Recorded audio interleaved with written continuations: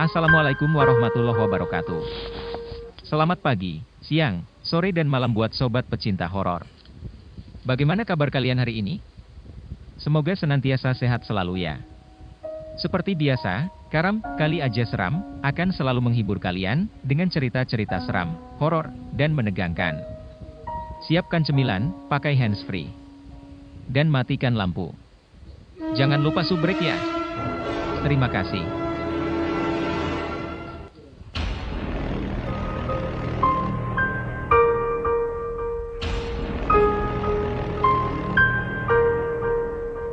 Sahabat penuh misteri, Anton terduduk lesu di kursi rumahnya. Wajahnya yang sudah masam tak mampu lagi memungut gairah senyum yang seperti biasanya dia keluarkan di sore itu.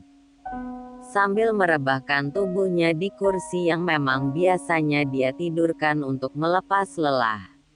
Dengan menghela nafas panjang dan kepala beralaskan kedua tangannya yang ditekuk tersebut menjadikan khayalan terbang mendekat. Anton samar-samar melihat temannya Dika tengah menyapa dari jarak jauh. Lambaian tangan Dika terasa begitu dekat sehingga Anton pun bergegas menghampiri Dika yang sudah menantinya di pintu gerbang rumahnya. "Tumben lu datang ke sini, Dik," ucap Anton sambil mencoba meraih sandal di balik pintu rumahnya.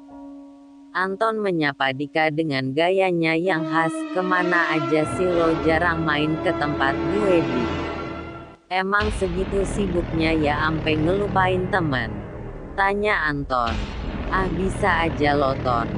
Gue adalah lagi sering banyak tugas di kantor jadi maklumlah jarang kumpul-kumpul lagi sama teman-teman hehehe," balas Dika. "Ayo ke dalam dulu Dik, udah mau maghrib tahu, entar kalau lama-lama di luar bisa kesambet setan lu hehehe," canda Anton. "Biarin aja, kan gewe setannya hahaha," tawa Dika merenyah. "Ah bisa aja lu Dik, masa ada setan seganteng lo lewat rumah gue? Entar bakalan cewek-cewek sini pada menjerit lihat lo narsis," imbuh Anton. Kedua sahabat yang sudah lama jarang tegur sapa itu pun akhirnya masuk ke dalam rumah. "Duduk dulu ya. Gue mau ambil air minum buat lo. Gue tahu elo udah jalan 10 kilometer kan? Hehehe pasti betisnya pada pegel-pegel nih," ucap Anton. "Thanks bro. Gak usah repot-repot, kalau ada keluarin aja semua yang ada di dalam lemari es lo." Hihihi. Dika mencoba bergurau. "Boleh, ntar gue keluarin semua isi kulkas gue, tapi elo harus habisin ya, sanggup gak?" canda Anton sambil meninggalkan Dika ke dapur. Saat Anton sibuk mengambil botol air di dalam kulkas terdengar suara jelas di dalam kamar mandi, seperti suara orang yang sedang menuangkan air ke dalam ember. Anton mencoba menutup pintu kulkas tersebut dan menghampiri pintu kamar mandi. "Setahu gue nyokap sama bokap lagi kondangan jauh dan gak mungkin jam segini udah pulang," gumam Anton sambil berpikir siapa kira-kira orang yang ada di dalam kamar mandi. Sambil mendekat dengan pasti dan mencoba untuk mengetuk pintu kamar mandi, tangan Anton pun segera mengetuk pintu kamar mandi tersebut. Namun baru saja akan mendaratkan tangannya ke pintu, mendadak Dika menyapanya dari belakang. "Ada apaan sih Ton?" celetuk Dika. Anton kaget bukan kepalang. "Ah kamu Dik bikin gue jantungan aja," imbuhnya. "Lagian ngapain ke kamar mandi mengendap-endap gitu, udah kayak maling aja," bilang Dika. "Nggak tahu nih, kayaknya ada orang di dalam kamar mandi," terang Anton. "Ah bisa aja lo Ton. Gue aja dari tadi nggak denger apa-apa kok," balas Dika. Anton lalu membuka pintu kamar mandi dan dilihatnya sekeliling kamar mandi tersebut, namun sepertinya tidak ada apa-apa. "Tuh kan bener nggak ada siapa-siapa," kata Dika sambil mengajak Anton ke ruang tamu. Gue ambil air minum dulu dik. Elo tunggu di ruang tamu ya, ujar Anton. Anton tak habis pikir namun masih terngiang di telinganya suara gerucuk air yang dituangkan dari sebuah gayung ke dalam ember dari kamar mandi terdengar jelas. Ah mungkin hayalan aku saja kali ya, ujar Anton sambil membawa botol air yang dingin dari dalam kulkasnya. Dika lo dimana? Ini air minum sama kue kesukaan Elo, kata Anton sambil mencari-cari Dika. Anton mencoba untuk keluar dari rumah. Kemana tuh anak udah nggak ada, gumam Anton sambil mencoba membalik badan. Dor, hehehe, kaget ya. Dika mencoba mengejutkan Anton. Duh Elo tadi kemana sih, gue cariin nggak ada. Kayak setan aja lo bisa ngilang, bilang Anton sambil menghela nafasnya. Gue ada kok duduk di ruang tamu. Elo aja yang enggak lihat, makanya jangan banyak menghayal hehehe, cetus Dika. Akhirnya kedua sahabat karib itu pun kembali ke dalam rumah. Di ruang tamu Anton dan Dika berbincang-bincang seputar kehidupan pribadi dan saling curhat. Maklum mereka sejak sekolah dasar sudah saling mengenal satu sama lainnya. Tanpa terasa waktu terus berlalu. Malam semakin larut, kedua sahabat itu pun masih saling bercerita. Sesekali mereka bermain PlayStation sampai puas dan nonton film action dengan menggunakan The Player. Meja ruang tamu berantakan. Gelas dan makanan ringan ada di mana-mana tapi mereka tak menghiraukan. Suara televisi terdengar jelas saat sedang ditayangkan konser dangdut dari televisi swasta. Malam itu Anton sudah sangat mengantuk sekali. Dik Elo nginep di rumah gue aja ya. Kebetulan nyokap and bokap gue pulangnya besok siang. Maklum kondangannya jauh banget, ujar Anton sambil memegang bahu Dika. Sekalian nemenin Elo ya. Enak banget dong gue jadi satpam, canda Dika. Ya itu kan cita-cita Elo dari kecil mau jadi satpam hahaha, bales Anton. Sial, kata Dika sambil berlalu ke kamar mandi. Saat Dika di kamar mandi, Anton segera meraih remote kontrol TV-nya dan memutar gelombang channel lain. Kebetulan saat itu ada breaking news di TV. Selamat malam pemirsa, berita kecelakaan hari ini. Telah terjadi kecelakaan lalu lintas antara pengendara sepeda motor dan truk bermuatan pasir. Pengendara sepeda motor masuk ke bawah truk dan terlindas lalu tewas seketika. Setelah diidentifikasi bahwa pengendara itu bernama Pet. Suara TV yang dimatikan oleh Dika. Ya kok dimatiin sih dik, gue penasaran sama pengendara motor tadi. Siapa tahu orang sini yang jadi korban, tegur Anton dengan sedikit kecewa. Gue paling takut kalau lihat berita kecelakaan. Mendingan berita yang lain aja Ton. Beneran nih gue fobia tahu, ucap Dika berasalan. Baru segitu aja udah takut. Payah lo ah, cibir Anton. Ya gitu deh Ton. Kan lo tahu sendiri gue dari sejak kecil paling takut kalau lihat atau denger cerita film-film tentang setan hehehe, kata Dika lagi. Udara di luar malam itu sangat dingin. Lolongan anjing dari kejauhan terus menyalak dan suara burung hantu terus membahana. Anton dan Dika sudah mau tidur. Mereka berdua bergegas ke kamar tidur. Dik ini tahu nggak ini malam apa? Bisik Anton. Nggak tahu, gue jarang lihat kalender sih, ujar Dika. Ini kan hari Kamis alias malam Jumat, gertak Anton. Malam Jumat kliwon dong, kata Dika sambil ketakutan. Tenang aja Dik, Elo nggak usah takut. Kan gue udah biasa lihat setan, canda Anton. Setan apaan? Tanya Dika. Setan gentayangan kayak Elo, tawa Anton. Ah sialan, emangnya gue mirip setan apa? Kata Dika sambil menepuk punggung Anton. Udah ah, berisik lo pade. Gimana kalau kita tidur aja? Celetuk Anton. Tapi jangan nakutin gue ya Ton. Kan Elo orangnya suka iseng. Ingat nggak dulu waktu kita main kemah-kemahan di samping rumah? Elo bikin gue kencing di celana gara-gara nakutin gue. Terang Dika. Masih inget aja lo. Gue malah udah lupa. Udah lama banget tahu tuh, balas Anton. Ya udah mana selimut lu Ton. Gue udah nggak tahan nih badan gue udah kedinginan, ucap Dika sambil menggigil. Nih selimut lo yang warna putih. Gue yang warna hitam aja, kata Anton sambil melemparkan selimut dari balik lemarinya ke wajah Dika. Sambil merebahkan tubuh mereka di atas tempat tidur tidak lantas membuat kedua sahabat itu tertidur. Masih ada perbincangan di antara keduanya. Ton, kita sahabatan udah lama banget ya. Nggak terasa sudah lebih dari 23 tahun. Elo emang sahabat gue yang masih gue kenal sangat baik. Dulu si Wawan dan Fatur juga sahabat kita tapi sayangnya mereka sudah pergi jauh entah kemana, cerita Dika. Ya itulah gue. Selain ganteng gue juga ramah dan baik hati hehehe, ucap Anton agak sedikit narsis.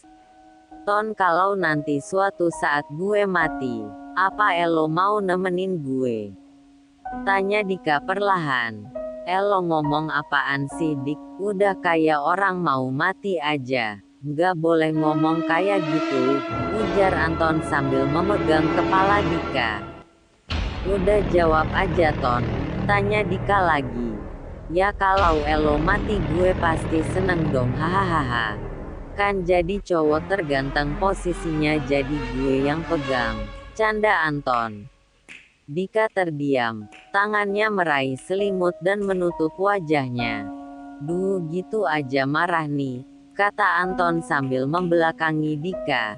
Beberapa saat mereka terdiam, Anton yang saat itu sudah sangat mengantuk mencoba memejamkan mata, namun sepertinya tidak bisa. Dipandanginya tubuh Dika yang berselimutkan kain putih membelakanginya. Dika, Elo udah tidur ya? Anton mencoba menggoyangkan tubuh Dika. Beneran udah tidur nih anak dasar pelor. Sekali nempel langsur molor, seloroh Anton. Sayup-sayup terdengar suara televisi yang masih menyala di ruang tamu. Anton bergegas bangun dan kembali ke ruang tamu. Perasaan tadi gue udah matiin nih TV. Kok bisa nyala lagi ya? Gumam Anton masih penasaran. Ketika sampai di ruang tamu Anton segera mencari remote TV dan berusaha mematikan TV tersebut. Kok dimatiin Ton? Gue masih nonton tahu. Tiba-tiba Dika sudah ada di ruang tamu terduduk sambil memegang kaleng berisi kue. Anton tergidik kaget. Loh, kan tadi Elo di kamar sama gue udah tidur. Kok udah ada di sini? Anton penuh keheranan. Anton gue tuh dari tadi di sini nonton TV. Kebetulan gue suka banget sama acara film action dari Trans TV, ucap Dika. Jangan bercanda lo Dik, bikin gue jadi bingung aja. Anton masih terheran-heran. Sebenarnya gue tadi belum tidur. Waktu Elo ke ruang tamu gue ngikutin Elo dari belakang, emang gak berasa ya? Timpal Dika. Duh bikin jantung gue deg-degan aja lo Dik, hentak Anton. Sorry bro bikin Elo jadi ketakutan. Tapi gue nggak mirip setan kan hihi, gurau Dika. Awah elap, ya sudah setel aja berita. Biasanya jam segini ada berita malam deh. Tuh kan udah jam 1 dini hari. Hardik Anton sambil memegang remote kontrol TV dan mencari channel berita. Sementara Anton duduk di bawah sofa. Dika duduk di atas sofa, mereka kembali bercanda. Saat mereka berbincang, Anton kembali terpaku dengan sebuah berita kecelakaan. Lah, ini kan berita yang tadi sore. Kebetulan gue tadi belum rampung lihat gara-gara Elo matiin Dik, ucap Anton sambil memegang erat remote kontrol TV-nya.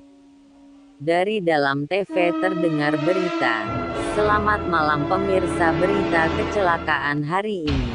Telah terjadi kecelakaan lalu lintas antara pengendara sepeda motor dan truk bermuatan pasir. Pengendara sepeda motor masuk ke bawah truk dan terlindas lalu tewas seketika. Setelah diidentifikasi bahwa pengendara itu bernama Andika yang beralamat di Jalan Tawes 4 Bekasi, suara TV membahana. Kok namanya Andika pas banget sama nama Elo Dik, tanya Anton kepada Dika. Dik, Dika, kemana lo? Anton menoleh tapi Dika sudah tak ada. Kemana nih anak, cepet banget ngilangnya, gumam Anton.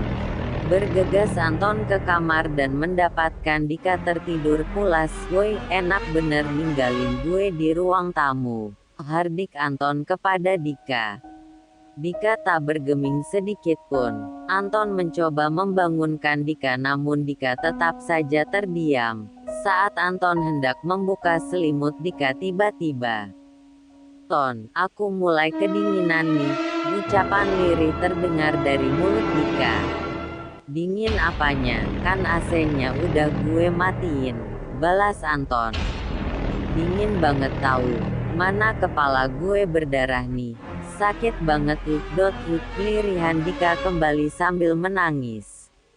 Elo kenapa sih Dik? Tanya Anton. Kepala gue berdarah Ton. Saktigat banget. Rasanya mau pecah, imbu Dika sambil terus menutupi kepalanya dengan selimut. Tadi perasaan Elo nggak kenapa-kenapa, ucap Anton lagi. Iya Ton. Gue emang gak kenapa-kenapa tapi kepala gue perih banget, kata Dika. Coba gue lihat kepala lo, sebenarnya sakit apa sih? Anton keheranan. Saat Anton akan membuka selimut yang menutup wajah Dika, tiba-tiba listrik padam dan ruangan menjadi gelap gulita. Duh, pakai acara listrik mati lagi, kacau dah, teriak Anton sambil mencoba keluar dari kamarnya untuk mencari korek api. Ketika Anton mencari korek api, mendadak sepertinya Anton menabrak sesuatu. Duh, siapa sih nih? Teriak Anton. Gue yang Elo tabrak Ton, jawab Dika. Elo cepet banget keluarnya Dik, gue jadi heran, ketus Anton. Kepala gue sakit Ton. Darahnya terus-terusan keluar nih, ratap Dika menghibah. Ya udah bentar gue mau ambil korek api di dapur. Elo tunggu aja di sini, kata Anton lagi. Sekembalinya dari dapur dan mendapatkan korek api beserta lilin, Anton lalu menyalakannya di ruang tamu. Tun, kepala gue makin sakit dan perih nih, Elo bisa tolongin gue nggak? Ucapan Dika yang mulai melemah. Elo di mana sih Dik? Gue nggak lihat Elo di mana, tanya Anton. Gue di kamar Elo Ton, kesini dong, sahut Dika mengajak. Lalu Anton ke kamarnya dengan membawa lilin. Didapatinya Dika tengah berbaring sambil memegangi kepalanya. Iya, kepala Elo berdarah. Kenapa Dik? Ya ampun, darahnya banyak banget. Anton mulai panik. Gue perih banget Ton. Badan gue dingin banget, kepala gue aduh sakitnya minta ampun. Lirih Dika lagi. Coba lihat kepalanya yang berdarah, ucap Anton sambil mencoba mengangkat lilinnya tepat mengarah ke wajah Dika. Ketika Dika melepaskan tangannya, tampak jelas kepalanya yang penuh darah merah mengental dan bola mata yang hampir copot keluar. Bagian otaknya pun mulai terlihat dengan bintik putih cairan otak yang berdarah. Anton kaget bukan kepalang. Bulu kuduknya berdiri dan menjerit sejadi-jadinya. Seketika tubuhnya lunglai lemas tak berdaya tergeletak di samping tempat tidurnya. Keesokan harinya Anton mendapatkan dirinya berada di rumah sakit dengan kepala terikat perban putih dan di sampingnya pun berdiri ayah dan ibunya. "Ayah, kamu kenapa Ton? Kamu sakit apa?" Petik 2. Ibu, iya Ton. Maafin ibu ya yang tidak menjaga kamu sepenuhnya. Anton masih terdiam dan masih dengan kondisi lemah. Seorang suster dan perawat pria datang menghampiri untuk memberikan obat-obatan untuk pemulihan kondisi kesehatannya. "Anton, ya, Bu, Anton kok ada di rumah sakit? Emang Anton kenapa?" "Ibu, Anton, tadi pagi ibu menemukanmu pingsan di sebelah tempat tidur. Kepala kamu membentur lantai dan ada darah. Sebenarnya kamu abis main apa sih di kamar sampai jatuh begitu?" "Anton, Bu, Anton semalam abis." Belum selesai bicara mata Anton tertuju pada sebuah berita yang ada di sebuah koran yang saat itu dipegang sang ayah. "Anton, ya coba lihat berita itu.